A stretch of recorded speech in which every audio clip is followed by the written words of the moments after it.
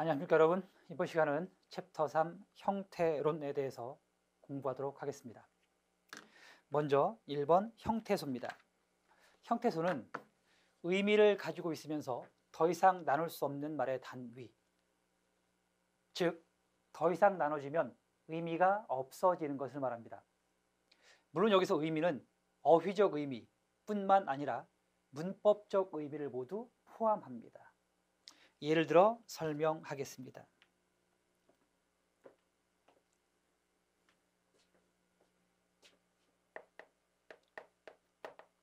철수가 밥을 먹었다라는 문장이 있다고 봅시다.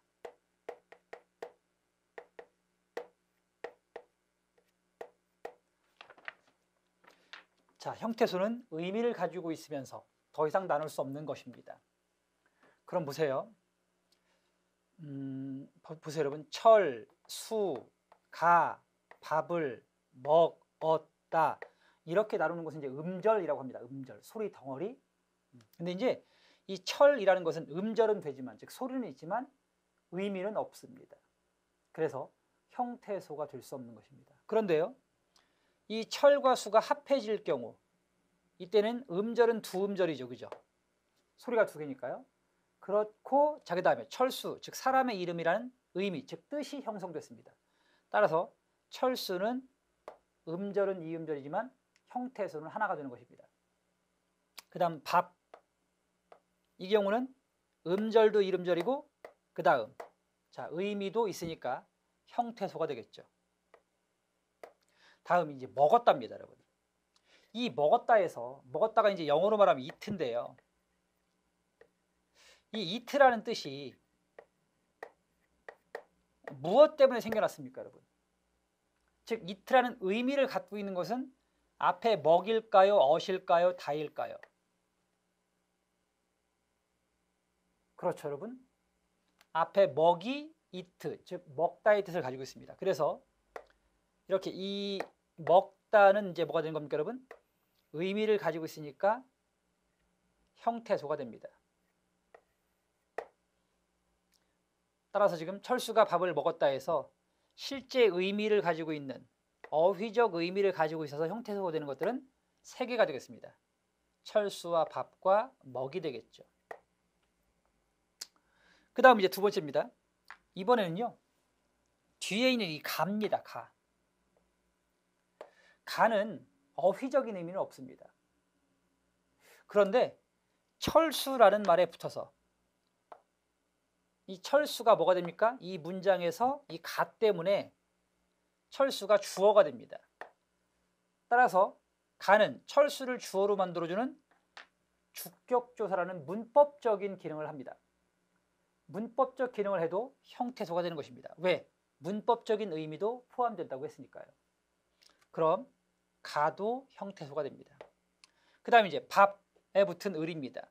을도 역시 뜻은 없지만, 어휘적인 뜻은 없지만 을이 붙어서 뭐가 됩니까? 이 밥이라는 체언이 이 문장에서 먹었다의 대상, 즉 목적어의 기능을 합니다. 따라서 을은 문법적 의미를 지닌 형태소가 될 수 있는 것입니다. 다음, 먹은 아까 형태소라고 말씀드렸으니까요. 다음 거 보겠습니다. 엇입니다. 이 엇은 역시 어휘적인 의미는 존재하지 않습니다. 그런데요, 이 엇 때문에 어떤 문법적인 기능이 추가됐죠? it인데 여기에 플러스 과거라는 의미가 추가됩니다, 여러분. 그럼 이렇게 과거라고 하는 문법적인 기능을 엇이 만들어줬으니까 엇도 역시 뭐가 된다? 형태소가 되는 것입니다. 그 다음에 마지막 다입니다. 이 다가 있어서 이 문장이 평이하게 종결될 수 있었습니다.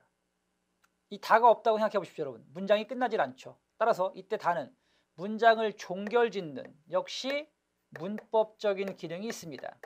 그러니까 다도 형태소가 되는 것입니다. 그래서 이 문장의 형태소는 모두 몇 개다? 철수, 가, 밥, 을, 먹었다가 되는 것입니다. 그러니 따라서 철수가 밥을 먹었다는 문장은 하나입니다, 여러분. 그 다음 형태소는 몇 개입니까?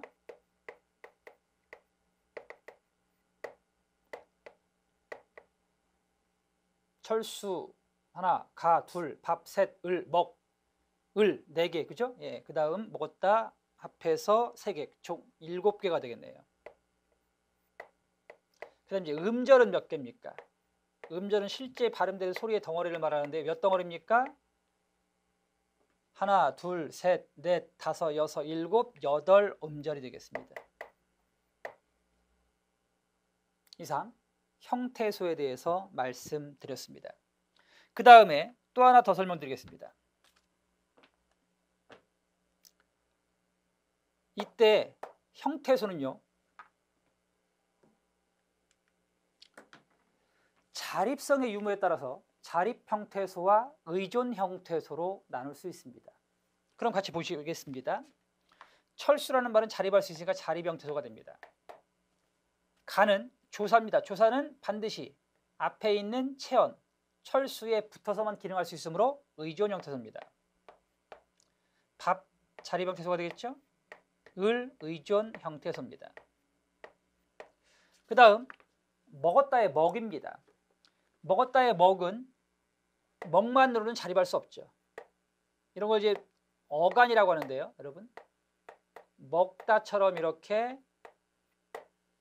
주체의 동작이나 상태 등을 나타내는 말을 용언이라고 그러고요. 용언에서 앞에 실질적인 뜻을 지닌 부분을 어간이라고 합니다, 여러분. 그리고 나머지 이제 어미가 되는 거겠죠. 그럼 어간은 형태에서, 즉 실질적인 뜻을 갖고 있긴 하나 자립할 수 없죠. 혼자서는 절대 쓸 수가 없죠. 먹만은 쓸 수 없습니다. 따라서 의존 형태소입니다. 뒤에 붙은 어미도 마찬가지입니다. 어미도 앞에 어간과 합해져야만 자립할 수 있으니까 의존 형태소입니다. 마지막에는 다도 마찬가지 어미입니다. 이 종결 어미도 역시 자립할 수 없습니다. 그래서 의존 형태소입니다.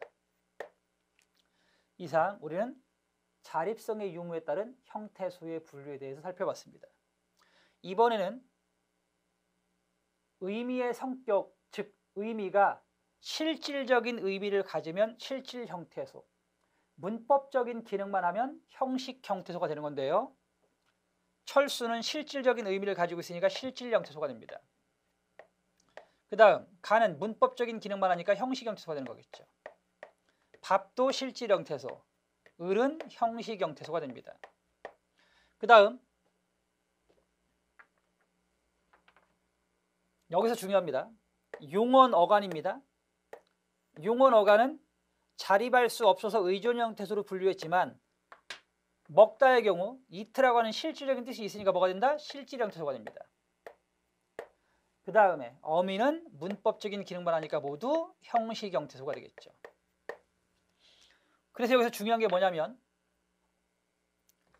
자립 형태소는 실질 형태소, 의존 형태소는 형식 형태소가 되는데 유일하게 용언 어간만, 즉 먹었다의 먹만 의존, 즉 자립할 수 없지만 실질적인 의미를 가지고 있습니다. 그래서 이게 가장 중요합니다. 용언 어간입니다. 어간은 자립할 수 없어서 의존 형태소이지만 실질적인 의미를 갖고 있다. 그래서 실질 형태소가 되는 것입니다. 그럼 하나만 더 연습을 해보겠습니다.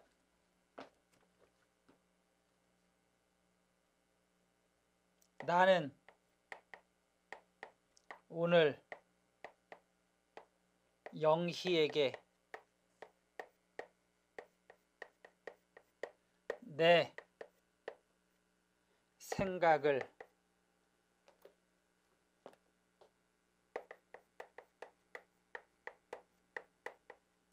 말했다.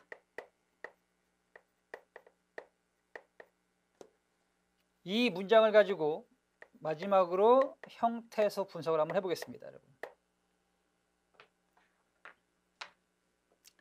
나 뜻이 있죠? 너는 문법적인 기능을 하니까 형태소가 됩니다. 오늘이 합해져야만 뭐가 됩니까? today라는 뜻이 만들어지므로 형태소가 됩니다. 영희 형태소입니다. 그 다음에 에게, 영희라는 체언에 붙은 에게는 조사입니다. 그래서 문법적인 기능을 하니까 형태소가 됩니다. 그다음에 이제 내 같은 말이 이제 중요한데요. 이런 말들을 이제 혼동하시면 안 됩니다. 내는요, 여러분. 내는 나와 의가 만난 거죠. 나와 의가 합해지면 내가 됩니다. 그래서 이 경우에 형태소를 두 개로 나누셔야 됩니다. 나와 조사인 의로 합하셔야 합니다. 그 다음 이제 생각 형태소가 되는 거겠죠. 그리고 을 조사니까 형태소. 그 다음 이제 말했답니다. 말, 언어라는 뜻이 있죠. 랭귀지라는 뜻이 있으니까 말은 당연히 형태소입니다. 그 다음 이제 했답니다. 했다는요, 이게 어디에서 온 말인지 한번 생각해 보세요. 하다에서 온 말이죠. 하다에다가 엿을 붙이고 거기에 다를 붙이면 뭐가 됩니까? 했다가 됩니다. 그럼 하였다를 형태소 분석을 해볼게요. 하였다에서 하다는 어간이죠. 어간이니까 형태소가 됩니다. 어간. 그 다음에 엿은 뭐죠, 여러분? 과거를 나타내는 어미죠. 즉 과거라고 하는 문법적인 기능이 있으니까 형태소가 됩니다. 그 다음 다는 종결의 기능을 가지고 있으니까 역시 형태소가 됩니다. 그래서 하였다는 3개가 되는 것이고 말까지 합하면 말했다는 총 4개가 되는 것입니다. 그럼 이 문장의 형태소는 모두 몇 개다? 같이 보시겠습니다. 나, 는, 오늘, 영희, 에게, 나, 의, 생각, 을, 말, 하, 엿 다가 되는 것입니다. 그 다음 이번에는 자립 형태소와 의존 형태소로 나눠보시겠습니다. 나는 자립입니다. 느는 의존, 오늘 자립, 영희 자립, 에게 의존, 나 자립, 의 의존이 되는 거겠죠. 생각 자립, 을 의존, 말 자립이죠. 명사니까 말 자립. 그 다음에 하 어간이니까 의존이죠. 어미 의존, 어미 의존이 되는 것입니다. 그 다음 여기서 자립과 의존과 즉 실질 형태소, 형식 형태소는 일치하는데 딱 하나만, 융언 어간만 의존 형태소인데 뭐가 된다? 실질 형태소가 됩니다. 그래서 했다, 즉 말하였다 해서 하다만, 이 하다만 의존이지만 실질 형태소가 됩니다. 나머지는 모두 그럼 뭐가 된다? 자립이면 실질, 의존이면 형식이 되는 것이고 하다만 의존이지만 실질로 분류하시면 됩니다. 이상 형태소 분석법에 대해서 설명드렸습니다. 그 다음 자, 지금 책에 나와 있지 않지만 또 중요한 부분이 있어서 여러분들에게 추가적으로 설명을 드리고 가겠습니다. 형태소에서 이형태라는 개념이 있습니다, 여러분. 이형태는 의미나 문법적인 기능은 똑같은데 모습이 다른 걸 말합니다. 실질적인 의미나 문법적인 기능은 똑같지만 모습이 달리 실현된 것을 형태소라고 해요. 이형태라고 해요. 형태소의 이형태. 이는 다를 이자를 말합니다. 다른 형태다. 이제 우리가 사람 중에도 쌍둥이가 있듯이 이 형태소에도 쌍둥이 관계에 있는 이 형태가 있습니다. 예를 들면요, 철수가, 학생이, 밥을, 차를,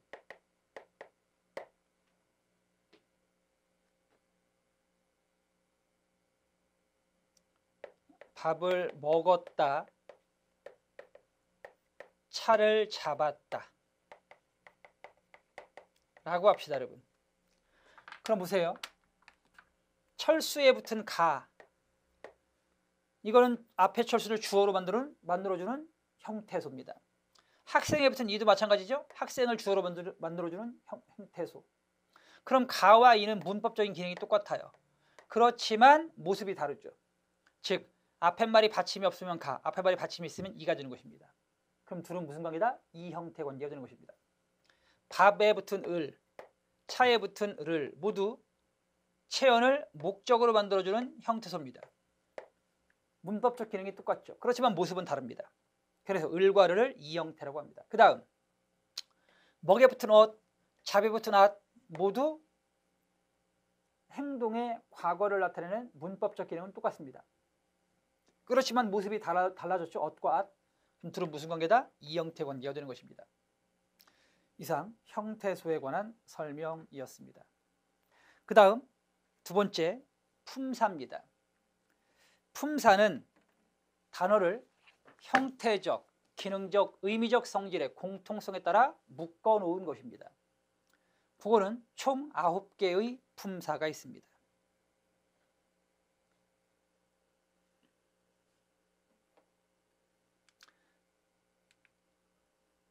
품사의 분류를 말씀드리겠습니다. 먼저 형태적 기능입니다. 형태에 따라서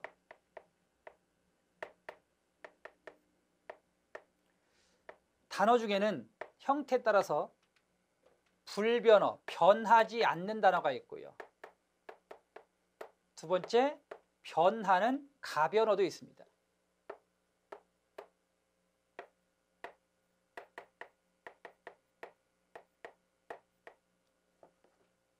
이거는 형태수를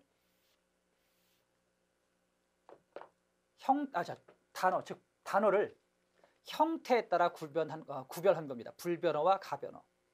그 다음 두 번째 이제 형태수를 기능에 따라 분류하면 체언, 관계언,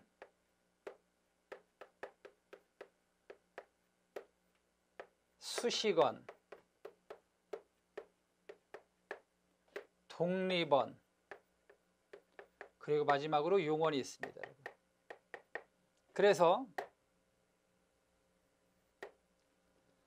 체언, 관계언, 수식언, 독립언은 불변어가 되는 것이고요. 그 다음 용언은 가변어가 됩니다. 가변어라는 건 이제 형태가 변한다는 얘기인데, 용언 같은 경우에는 어간에 어미가 갈아들면서 형태가 바뀌죠. 먹다, 먹고, 먹어, 먹으니, 먹어서처럼 말입니다. 그래서 용언은 가변어가 되는 것입니다. 세 번째, 의미에 따라 분류합니다.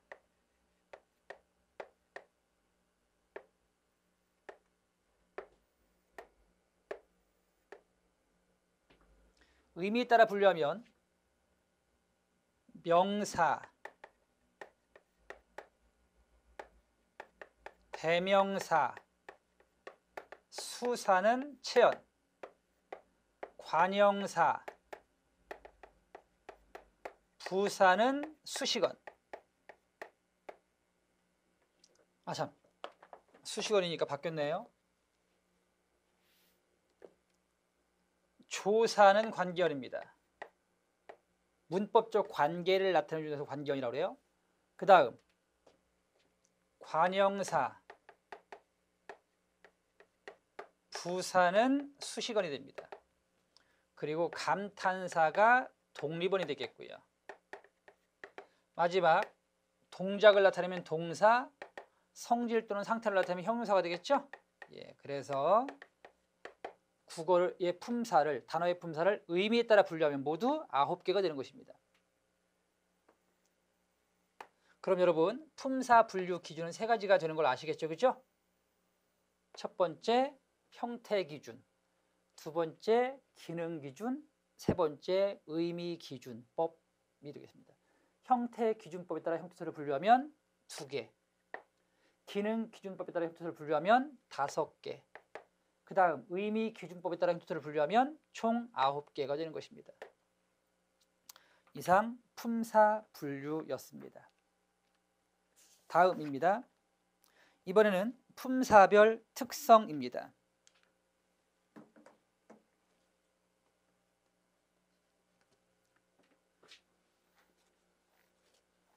먼저 체언입니다.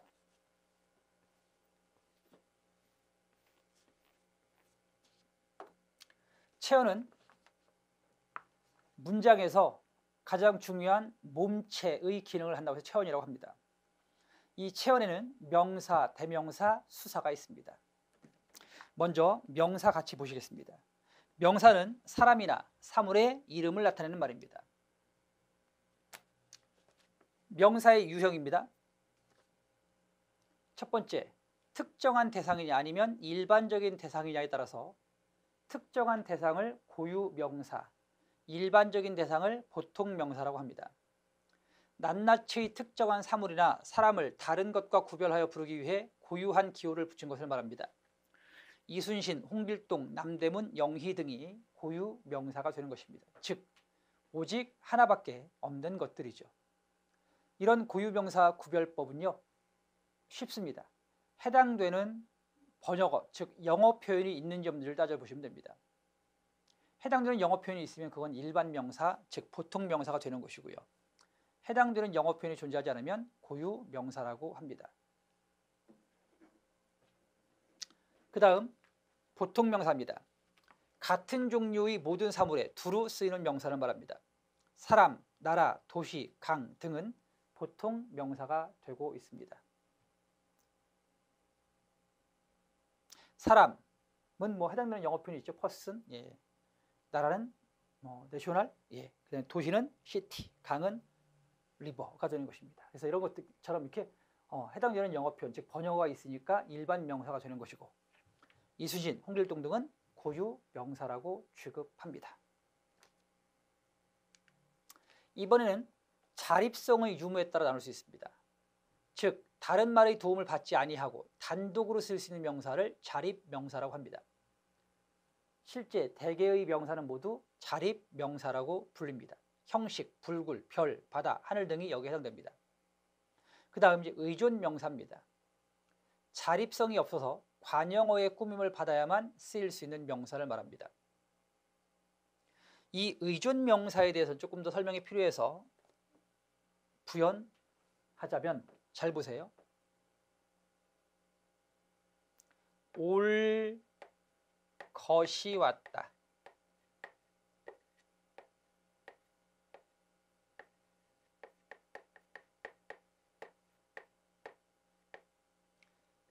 이 문장을 보면 보세요, 여러분.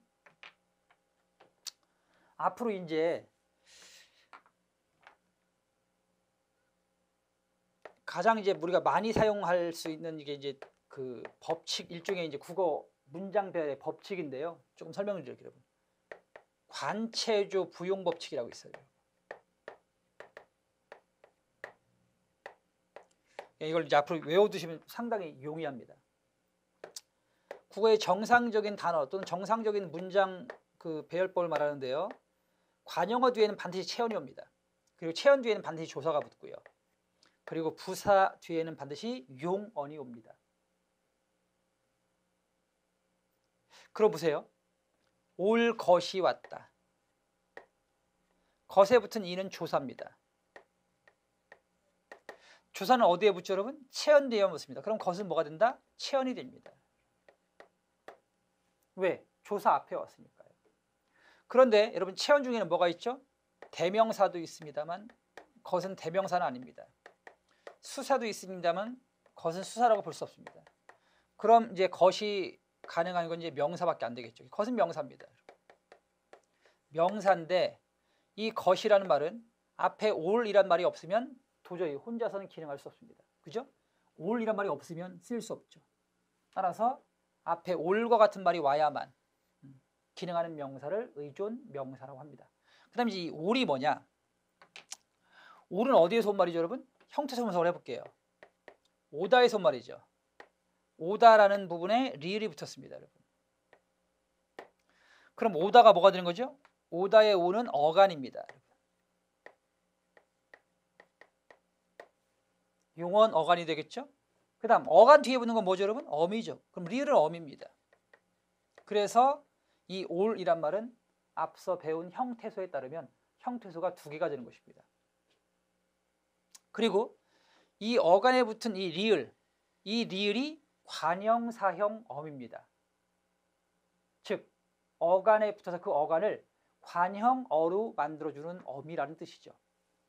그래서 리을이 붙었으니까 이 관형사형 어미, 즉 리을이 붙었으니까 이 앞에 있는 올은 뭐가 되는 거다? 관형어가 됩니다. 관형사형 어미가 붙으면 관형어가 된다는 말 명심하십시오. 그럼 자 보세요, 여러분. 올이 관형어고 그 다음에 뒤에 이가 조사니까 앞에 있는 것은 뭐가 된다?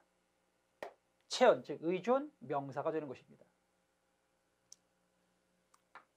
또 하나 볼까요? 할 따름이다. 열심히 할 따름이다라는 말이 있다고 봅시다.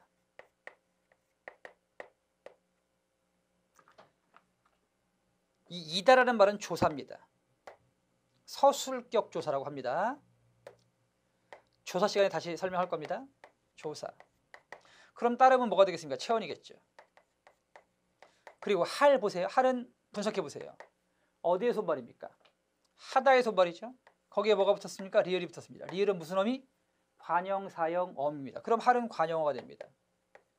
자, 그럼 관형어 뒤에 왔고 조사 앞에 왔으니까 뭐가 된다? 의존 명사가 되는 것입니다. 그 다음 뿐 보시겠습니다.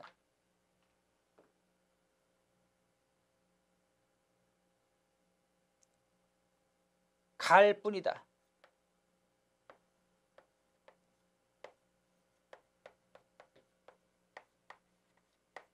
역시 방금 제가 이다가 조사라고 했죠, 여러분? 이다는 조사입니다. 그리고 가다 분석해 보십시오. 가다라는 어간에 뭐가 붙었죠? 리을이 붙었습니다. 리을은 무슨 어미? 관형사형전성어입니다. 그럼 갈은 관형어, 이다는 조사, 뿐은 의존 명사가 되는 것입니다. 마지막 됩니다.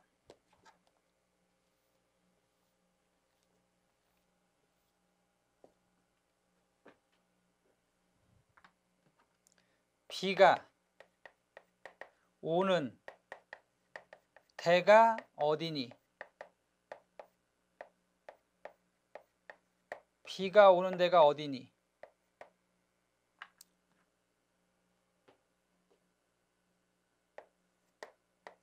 가는 조사입니다.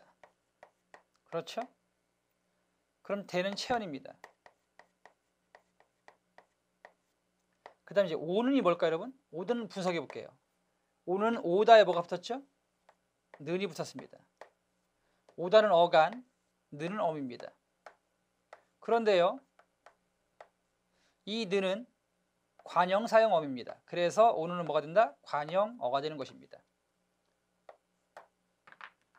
그럼 이제 관형어를 만들어주는 어미, 즉 관형사형 어미에 대해서 말씀드릴게요, 여러분. 어간 뒤에 붙어서 그 어간에 붙으면 용어를 관형어로 만들어주는 어미를 말하는데요. 관형사형 어미는 니은, 는, 그리고 리을이 있습니다. 이 세 개 기억해 두시기 바랍니다. 니은, 는, 리을 이 세 개의 어미는 관형사형 어미. 따라서 이 세 개가 붙으면 관형어가 됩니다. 그러니까 오는 관형어, 가 조사. 따라서 되는 뭐가 된다? 의존 명사가 되는 것입니다. 이상 의존 명사 구별법이었습니다. 여러분, 이게 이제 왜 중요하냐면요. 나중에 여러분들께서 띄어쓰기 공부하실 때도 이 의존 명사인지 아닌지에 따라서 띄어쓰기가 달라집니다. 즉 의존 명사는 앞말, 관형어와 띄어쓰는 것이고 조사는 앞말과 붙여쓰게 되어 있습니다. 그럼 의존 명사인지 조사인지 어떻게 구분합니까? 지금 말씀드린 것처럼 관체조 부용법에 따라 구별하시면 됩니다. 예를 들어 드리겠습니다.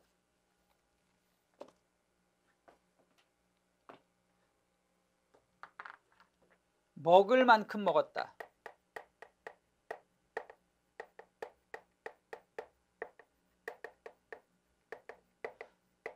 이거 하고요. 나만큼 먹은 사람은 없다. 이 문장하고요. 똑같이 지금 만큼이 나왔는데요. 이 두 만큼은 다릅니다. 첫 번째 만큼입니다. 먹다에 을이 붙었습니다. 을은 자, 니은, 는, 리을 이거는 관형사를 만들어주는 어미입니다. 여기 리을은 관형사형 어미입니다. 그래서 먹을은 관형어입니다. 관형어 뒤에 오는 건 뭐라고요? 의존 명사니까 의존 명사는 띄었습니다. 그 다음 이제 보세요. 나는 체언이죠. 그럼 체언 뒤에는 뭐가 옵니까? 조사가 오죠. 따라서 이때 만큼은 조사입니다. 그러니까 앞말에 붙여 쓰는 겁니다. 이렇게. 그래서 이 관체조 부용 법칙을 여러분들께서 아셔야만 품사도 구별할 수 있고 똑같은 만큼인데 품사가 하나는 뭐가 된다? 의존 명사가 되는 것이고 하나는 뭐가 된다? 조사가 됩니다. 왜 그럽니까 여러분? 앞에 무엇이 왔느냐 뒤에 무엇이 붙었느냐에 따라 달라지는 것입니다. 그래서 이 관체조 부용 법칙 이거 꼭 기억해 두시고요. 그리고 관형 사용 어미 기억해 두시기 바랍니다. 니은 물론 앞에 의가 붙는 은도 관형 사용 어미입니다. 리을 물론 의가 붙은 리을 을도 관형 사용 어미입니다. 이렇게 관형 사용 어미가 붙으면 관형어가 됩니다. 이상 의존 명사 설명법이었습니다. 의존 명사는 어떤 문장 성분으로 가능하느냐에 따라서 보편성 의존 명사와 주어성 의존 명사 그리고 서술어성 의존 명사, 부사성 의존 명사, 목적어성 의존 명사로 나눌 수가 있습니다. 먼저 보편성 의존 명사입니다. 이 보편성 의존 명사는 어떤 성분이든 그냥 두루 기능할 수 있는 의존 명사를 말합니다. 특정 성분으로만 제한되지 아니하고 여러 성분으로 두루 기능할 수 있으면 보편성 의존 명사가 됩니다. 이, 것, 대, 바, 따위 등이 있습니다. 말하는 이 의존 명사입니다. 왜요? 앞에 말하는 이란 말이 없으면 기능할 수 없으니까요. 그 다음 이 우산은 언니의 것이다. 앞에 언니의가 없으면 뒤에 있는 것은 기능할 수 없습니다. 의존 명사입니다. 어찌할이 없으면 반은 기능 못하죠. 의존 명사입니다. 이런 것들을 의존 명사라고 합니다. 따위 역시 앞에 있는 말들이 없으면 기능할 수 없죠. 그죠? 예, 그래서 의존 명사입니다. 그리고 이들 말들이 의존 명사인 이유는 앞에 있는 것들을 보세요. 말하든 말하는 같은 말은 말하다에 뭐가 붙었습니까, 여러분? 어간 말하다에 는이라는 어미가 붙었죠? 는은 어미인데 무슨 어미? 관형 사용 어미. 따라서 관형어입니다. 이 우산은 언니의 것이다 해서 자, 것 앞에 언니의가 왔죠? 그럼 이제 언니의가 뭘까요? 언니는 체언이죠, 여러분. 그리고 의는 조사입니다. 근데 의는 무슨 조사다? 의는 관형어를 만들어주는 관형격 조사입니다. 그래서 체언에 조사의가 붙으면 관형어가 되는 것입니다. 따라서 언니의는 관형어. 그럼 것은 뭐가 된다? 의존 명사가 됩니다. 어찌할, 어찌하다까지가 어간이죠? 예, 그 어간에 뭐가 붙었습니까? 리을이 붙었습니다. 리을은 관형사용 전성어입니다. 따라서 관형어입니다. 그래서 반은 의존 명사가 되는 것입니다. 다음 이번엔 주어성 의존 명사입니다. 이들 의존 명사는 문장에서 꼭 주어로만 기능합니다. 그래서 주어성 의존 명사라고 하는데요. 집을 떠나온 지 어언 3년이 지났다. 이때 지입니다. 이때 지는 지났다에 대한 주어, 즉 집을 떠나온 지가 어언 30년이 된 것입니다. 그래서 주어성 의존 명사가 되는 것입니다. 그 다음 모험을 하다 보면 죽는 수도 있다. 있다, 뭐가 있는 거죠? 죽는 수가 있는 것입니다.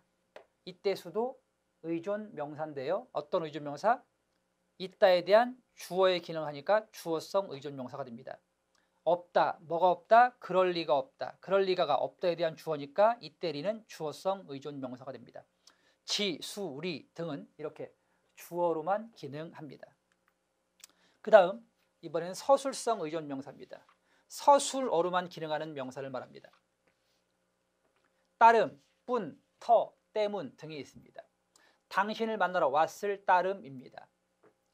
따름, 일단 왜 의존 명사인지 봅시다. 여러분. 뒤에 있는 입니다는 조사, 이다의 손말이니까 조사입니다. 그 다음에 왔을, 왔다에 뭐가 붙었습니까? 을이 붙었죠. 을은 관형사용 전성어입니다. 그러니까 왔을이 관형어, 입니다가 조사. 그럼 관형어하고 조사 사이에는 뭐가 오죠? 체언이 옵니다. 따라서 이것은 체언인데 혼자서 기능할 수 없으니까 무슨 명사? 의존 명사가 되는 것입니다.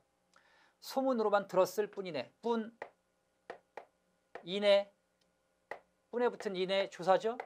예, 그 다음에 들었다의 을 관형사용어이죠. 그럼 관형어, 이네 조사. 따라서 뿐은 의존 명사. 나는 내일 꼭 극장에 갈 터이다. 터, 이다 조사.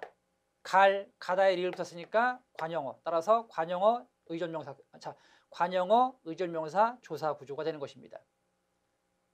그리고 이러한 의존명사 따름, 뿐, 터, 때문 등은 모두 서술어로만 기능하니까 서술어성 의존명사라고 부릅니다. 그 다음에 이제 부사성 의존명사입니다. 대로, 양, 듯, 만큼 등이 해당됩니다. 틈나는 대로 찾아보다. 틈나다에 는이 붙었죠. 는은 관형사형 전성어미 관형어. 그럼 대로는 의존명사가 되는 것입니다. 그 다음 어리 빠진 양 구경하다. 빠지다에 뭐가 붙었죠? 빠지다에 니은 붙었죠. 니은은 관형사형 전성어미. 그럼 관형어. 양은 의존명사. 아기는 아버지를 빼다 박은 듯이 닮았다. 박다에 뭐가 붙었죠? 은이 붙었죠. 은은 관형사형 전성어미. 그럼 듯은 의존명사. 주는 만큼 받아오다. 만큼 주다에 는이 붙었죠. 는은 관형사형 전성어미. 따라서 관형어, 만큼은 의존명사가 되는 것입니다. 이렇게 대로, 양, 듯, 만큼 등은 문장에서 부사어의 기능을 하므로 부사성 의존명사가 되겠습니다. 그 다음 세댁은 밥을 지을 줄 모른다. 지을 줄을 모르는 거겠죠. 따라서 모른다의 대상이 되고 있으므로 이 줄은 의존명사인데 목적어성 의존명사가 되겠습니다. 마지막 의존명사 중에는요, 수량, 단위의 의미를 지닌 의존명사도 있습니다. 즉 수량사 뒤에 놓여서 그 수량사의 특정 단위를 나타내는 말들을 모두 단위성 의존명사라고 합니다.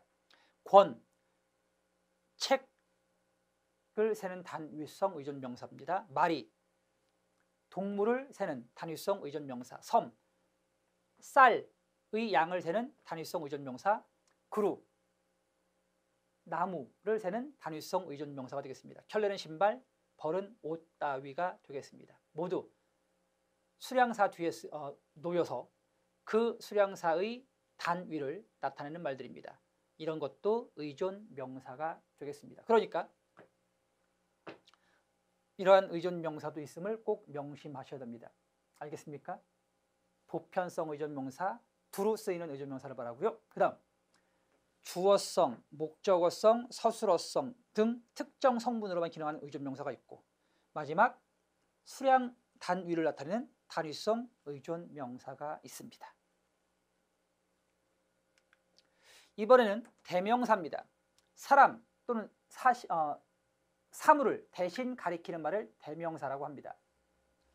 대명사에는요, 인칭대명사가 있고 그 다음 지시대명사가 있습니다. 인칭대명사는 1인칭 대명사, 2인칭 대명사, 그리고 3인칭 대명사가 있죠.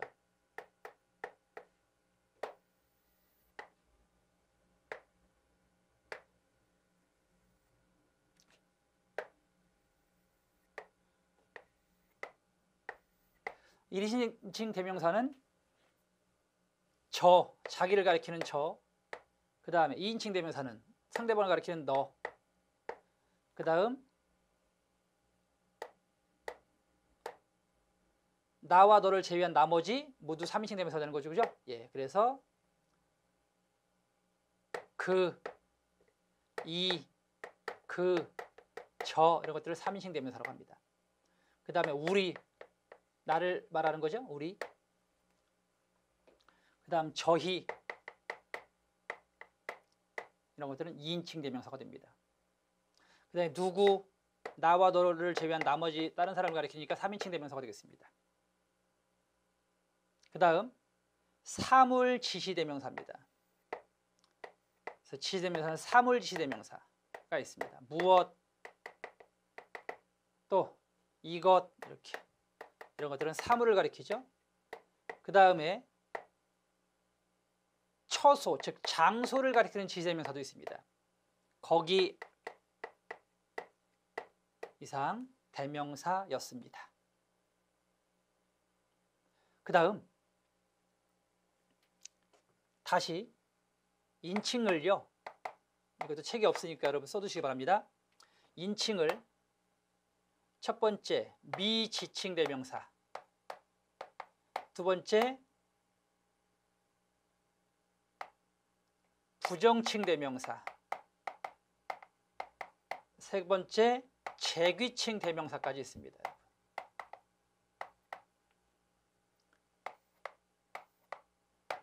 그래서 미지칭 대명사는 미지칭, 즉 가리키는 사람이 누군지 모를 때 씁니다. 누군지 모를 때 누구, 누 이런 걸 미지칭 대명사라고 합니다. 누가 할 때, 누. 그 다음에 부정칭 대명사는 특정한 사람을 정하지 않을 때 아무, 아무나. 그 다음에 재규칭 대명사가 제일 중요한데요. 재규칭 대명사는 앞서 사용된 체언이 뒤에서 다시 사용되는 것을 피할 때 사용하는 대명사를 말합니다. 예를 들어 볼게요. 저, 당신, 자기 등이 있습니다. 예를 들어서 예문 가지고 설명드릴게요. 철수는 저밖에 몰라. 그럼 이때 저는 누굽니까? 저는 앞에 나온 철수를 대신 가리키죠. 이렇게 앞에 사용된 체언을 다시 가리킬 때 사용하는 대명사를 재규칭 대명사라고 합니다. 그 다음 이 소나무는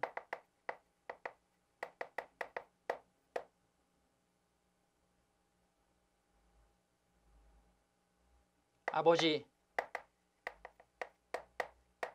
당신께서 심으신 것입니다. 심으셨습니다. 그럼 이때 당신은 누구예요, 여러분? 앞에 나온 아버지를 대신 가리키죠? 이런 대명사를 무슨 대명사? 재귀 대명사라고 합니다. 꼭 기억해 두시기 바랍니다. 중요합니다. 다음, 자, 다시 이제 책으로 돌아와서 대명사 우리의 용법입니다. 대명사 우리는 화자 또는 청자를 모두 포함하는 경우가 있고, 그 다음 청자를 제외하는 경우도 있습니다. 그리고 화자와 친밀한 대상, 즉 화자를 포함하지 않는 경우로 나눌 수 있습니다. 먼저 우리 오늘 놀이동산 갈까? 우리 오늘 뭐 먹을까? 우리가 나아갈 길 등에서 보면 우리는 화자와 청자를 모두 포함한 일반적인 우리의 용법입니다. 두 번째, 청자를 제외한 우리도 있습니다. 즉 여러 명이 있을 때 우리 먼저 간다? 그럼 나와 그리고 나와 가까운 사람만 포함하고 나머지 사람은 제외하죠. 우리가 당신한테 무슨 잘못을 했다고 이래요? 역시 여러 사람이 어울려 있을 때 나와 그리고 나와 가까운 사람을 제외한 나머지 부분은 빠집니다. 그렇죠? 그래서 청자를 제외합니다. 그 다음 우리 엄마, 우리 마누라처럼 한국어의 용법 중에는 자신과 친밀한 대상을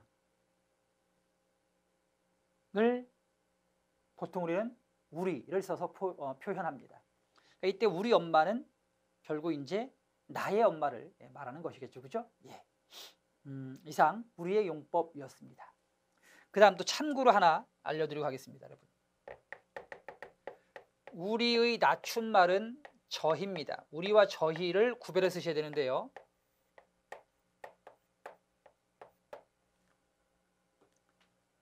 저희는 첫 번째 낮춘말인데요.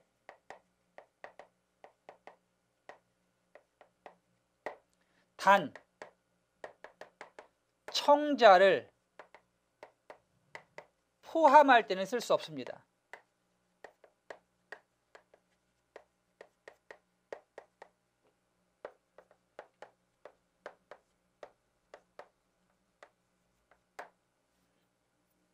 청자를 포함할 때는 쓸 수 없습니다. 왜? 낮춘말이기 때문에 상대방을 포함시켜서 낮출 수는 없다는 얘기입니다. 예를 들면 학교에서 교장 선생님께서 여러 선생님들과 말씀을 나눌 때입니다. 선생님들, 저희 학교에는 우수한 교육 환경과 교육 시설들이 갖추어져 있습니다. 이렇게는 쓸 수가 없어요. 왜? 그때 저희 학교란 말은 듣는 사람을 포함시켜 낮춘 말입니다. 어떠한 경우에도 듣는 사람을 포함시켜 낮출 수는 없습니다. 그때는 저희 학교 대신 우리 학교라는 말을 쓰셔야 합니다.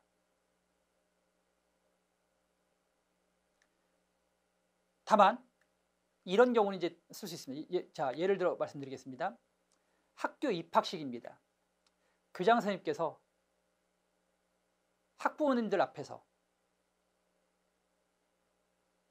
학부모님 여러분, 저희 학교에는 우수한 교육 환경과 교육 시설들이 갖춰져 있습니다. 이때는 쓸 수 있습니다. 왜? 그때는 청자를 포함시키지 않았습니다. 청자는 학부모님이고 저희는 교장 선생님과 여러 선생님들, 즉 학교 구성원이 되겠습니다. 그래서 우리에 대한 낮춤말 용법인 저희는 청자를 포함시킬 때는 쓸 수 없다. 꼭 기억해 두시기 바랍니다.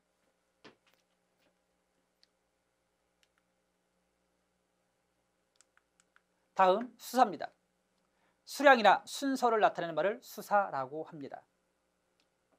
수사는 크게 수량을 나타낸다고 해서 양수사라고 합니다. 그리고 순서를 나타내서 서수사라고 하죠. 양수사는 하나, 둘, 셋 등등을 말하고요. 서수사는 첫째, 둘째, 셋째 등을 말합니다. 이상 수사였습니다.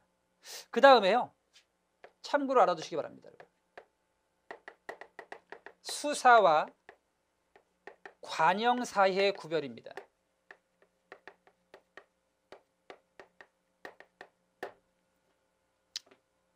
하나, 예, 둘을 더하면 셋이다.